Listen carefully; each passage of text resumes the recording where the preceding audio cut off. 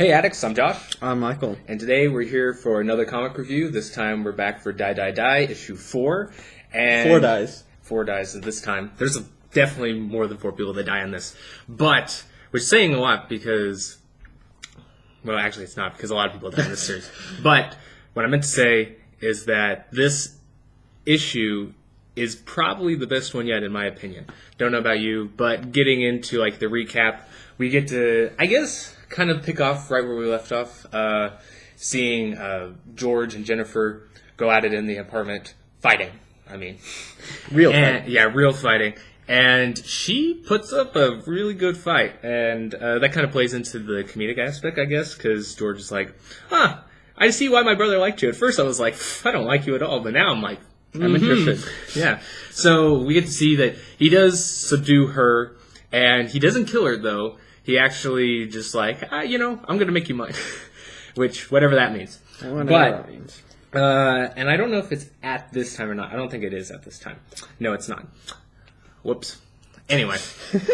We get to see him kind of go back to work, and, New Connie. case. Yeah, Connie got a new case for him, which they had the setup for this either last issue or 2 issues ago, but the guy that's like murdered all those people at that family gathering thing, yeah, they're going after that guy who is technically like a drug dealer, or some guy connected to Down Under. No, not Down Under. It's Central America? Yeah, I don't know. Whatever. I don't remember what the guy's name is. I think he's like, he has such a stereotypical name too. I think it's like Gonzalez or something like that, which is pretty great.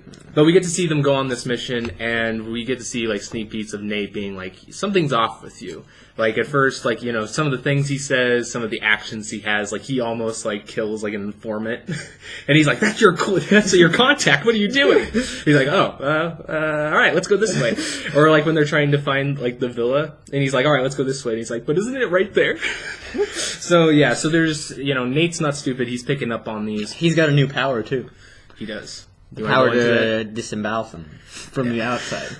Yeah, that's similar to Winter Soldier. They have like they're not sleeper agents. I guess they kind of are sleeper agents when they're triggered by certain catchphrases and stuff. Yeah, it's more like just mind control though, because I guess we got a picture. It's everyone who watched Sesame Street. Yeah, they have words that basically incapacitate them. That's one of my favorite parts of this issue, where they're at the villa place, and he like stuns those people by saying it, and Nate's just like, Sesame Street's global, baby. So I don't know why.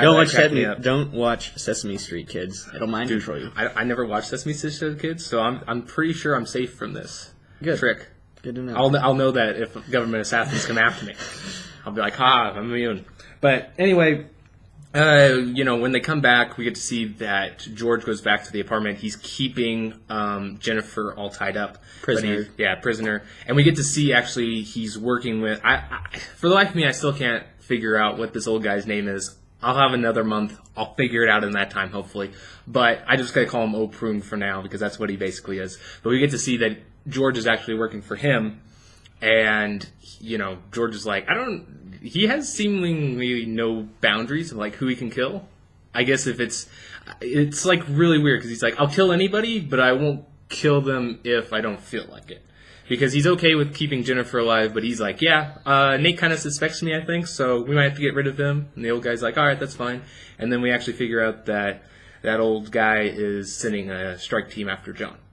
Yeah, so we look like the old man is going to be the enemy of this organization. We'll have to see. I mean, it was pretty predictable the first time we interacted with him. He did seem kind of like a jerk. Yeah, although I will say, I mean, I guess it is pretty evident, I guess, that he would be more of like a main antagonist, like trying to kill them. I thought maybe it was going to be more like an obstacle at first. Like he's just going to be like, oh no, I'm going to put you in like some dire situations, or like, I'm not going to work for you if you need evac or something. But like, no, he's just going straight to like government assassination. Yeah, pretty much. Yeah, which, Michael, what do you think? Do you agree with my claim? It's the best issue so far, or do you have any kind of problem with it? People who have watched this before. This series isn't my favorite of the comics we read. I think this one was interesting. Some of the action scenes were definitely pretty cool when they had Jennifer with the sword. There's some pretty good pages there. And then The ending was very intriguing. I think my favorite character is definitely that brother at the end, John. Yeah. Yeah, he's probably my favorite character in the show. So we'll see how he battles 20 Spec Op guys. I think John is probably the most capable because people always seem upset that he's secluded. So I'm thinking that he was probably the most skilled. Yeah, out of the brothers. Actually, Evil Bro seems pretty good at fighting, but a little weak when it comes to being an agent because like he's scared of dropping. Yeah, he doesn't blend in very well. Yeah. He's not a sneaky type, I guess. Yeah, you can tell he's more of the direct approach. So he's good at killing people, but I don't think he's like a very good agent. Yeah, I wouldn't hire him as a double agent for our government. Yeah, I think the guy just hired him and was like, you have the same face. It's fine. I don't want to go through all the hassle of plastic surgery. You're already naturally... It's even like, wow, it looks like your nose has been healed for years. Yeah. Oh, really? And he's like, nothing will ruin my good looks. I don't know. It's like, that kind of like back and forth and stuff, I think is this comic's charm because it doesn't take itself seriously at all. Even some of the action scenes are, I guess, a bit exaggerated, but I like that about the comic. For me, catch a sword like this, guys, not like this. Yeah, definitely works. It works every time. Or, fling it and knocking them out. Yeah, exactly. So, but, I don't know, I thought overall, like, it just seemed like a lot was going on in this issue. We had, I liked it because it opened up, like, we get to see a little bit more about, like, who sides on what, how is it going to fit in, and then, the action was pretty great. And, we even got, like, a side-type mission that... helps in that plot, but it's just really cool to see. Mm-hmm. But, any predictions? Predictions. I think half of the episode is probably going to be, or half of the next month's issue is probably going to be with the Assassins versus John. Mm-hmm. I think that's going to be really excited. That may be my favorite. I think this next month will be my favorite issue. And then maybe the rest of it will be... We got a little bit of a backstory of Connie, not really much that was useful, but yeah, she's done a lot of things. It feels like she and Nate can catch on to what's happening. Mm-hmm. I don't know how long this series is really going to be. Like, I don't know, maybe forever. But I feel like they could either make it a shorter story in regards to this particular arc with this villain, or maybe he has all these sleeper agents or something. I don't know. But I'm excited to see where it goes with at least the villain here, and I think the next few issues are going to be really, really great. Yeah, I think the next issue, if they do focus on John getting sneak attacked and then him countering that, I think that'll be a really good one. For like you, I think it's really, not to say. I guess it's kind of surprising that they're showing seemingly the big villain so early. I thought maybe we would have seen like an underling first, like a middleman type thing, but no, he's in direct contact. So it makes me think that maybe he's not going to be around for a long, long time. But I don't know. I'm interested to see how that dynamic goes. Is he going to get figured out and he's going to disappear and then come back in some way? Or are they just going to take him out and then there's somebody else? I don't know. I feel like that's maybe what the series kind of is. Like, I kind of get that vibe from it. So I think that's maybe more of the, I guess, safer prediction. But I don't know. I think overall, though, I think his motivation's pretty clear, though, don't you think? I think he's just trying to either get Connie out of the way or he's trying to get her position. Yeah. Which... I mean, I don't know. Maybe he just hates her. Maybe he just wants to see her gone. Backstory. I could see 50-year-old backstory. Pretty much.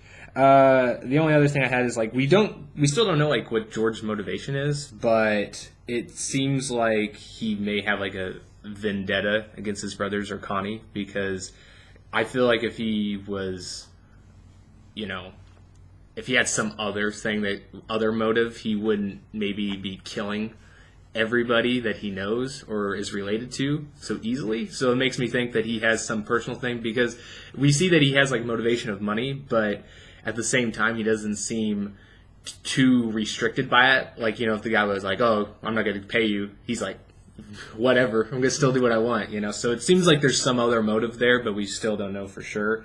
As far as Jennifer's connection, not sure where they're going with that, but I am glad they kept her alive. I think it's possible that maybe, she'll get out and help John in some way, or, team up with Nate, go up against. I don't know.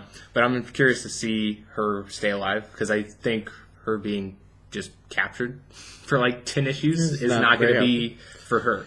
So, but that's all I got to say. I think overall this issue is worthwhile picking up, and especially for the next issue because the next issue looks good. So back-to-back issues being great. Looking forward to that. So you should catch up on it if you haven't already. Yeah, so that'll be pretty much it for our review of Die. I said the name first time the right way. Yes, so we have kill. Yeah. I don't know when this video will be up because I can't tell the future. But we have many comic videos coming up in the next couple of days. Yep. Check that out. A lot of a comic focus week this time. We got links in the description, podcast, other videos. You can look back if you're just getting caught up on this series. Look back at our other videos to see I think in the first video we describe exactly what the series is about. Yep. And other series, we have a couple fantasy as well on the channel. So yeah, just check all those links are in the description and check out their playlist. I couldn't agree more. We'll see you guys next time. Later.